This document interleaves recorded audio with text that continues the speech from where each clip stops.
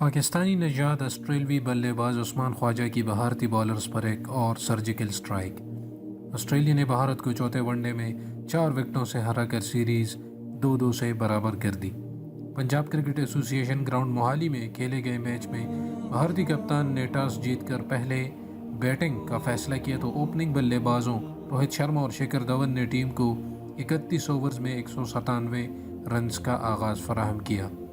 ان کا یہ فیصلہ درست ثابت ہوا۔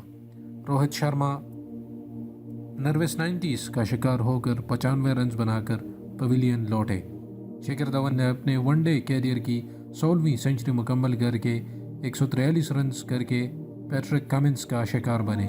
ویرات کوہلی 7 رنز بنا سکے جبکہ لوکیش راہل کے 36 اور وجے شنکر کے 26 رنز کی بدولت بھارت نے آسٹریلیا کو جیت کے لیے 359 رنز کا ہدف دیا۔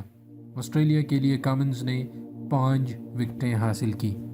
آسٹریلیا کا آغاز زیادہ اچھا نہ رہا اور آرن فنچ 0 اور شان مارش 6 رنز بنا کر پویلین لوٹ گئے۔ عثمان خواجہ نے پیٹر ہینڈسکم کے ساتھ مل کر تیسری وکٹ کے لیے 192 رنز کی شراکت داری قائم کی، جس کے بعد عثمان خواجہ 91 رنز بنا کر آؤٹ ہوئے۔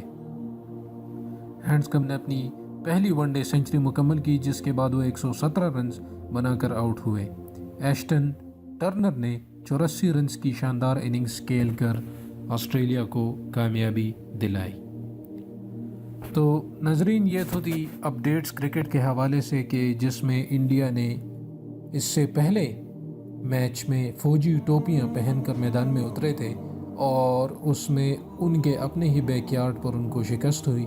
تو کھیل میں ہار جیت ہوتی رہتی ہے، تاہم کھیل کو میدان جنگ بنانا یہ کسی بھی صورت کچھ اچھا فیصلہ نہیں ہے، اور جنہوں نے بنا دیا تو ان کو شکست کھانی پڑی، اور بہت شرم کی بات ہے کہ ہم بارڈر پر جو سچویشن ہوتی ہے اسے کھیل کے میدان اور ہاسپٹل تک لے آتے ہیں۔ تو یہ مہذب اقوام کبھی بھی اس طرح نہیں کرتی۔ بارڈر پر سچویشن یعنی ایمرجنسی میں سچویشن جیسی بھی ہو، وہ لوگوں کو اطمینان اور مطمئن رکھنے کے لیے ہوتے ہیں۔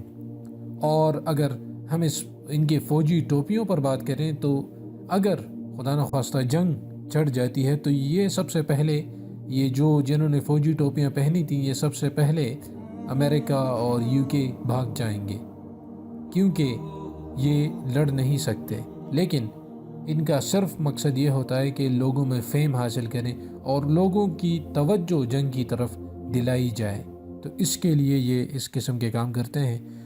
تو امید کرتا ہوں کہ یہ ویڈیو آپ کو پسند آئی ہوگی۔ اگر پسند آتی ہو تو اس کو ضرور لائک شیئر کریں اور چینل کو سبسکرائب کریں،